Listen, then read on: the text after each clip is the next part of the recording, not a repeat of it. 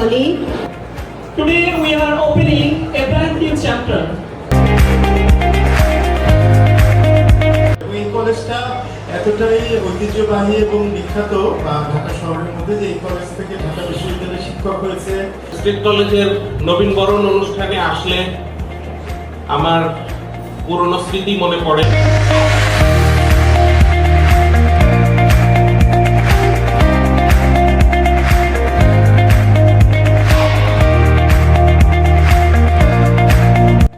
এমন রাত অবধি পড়ে যা যেন বাবা মা তোকে গিয়ে ঘুমোতে বলে।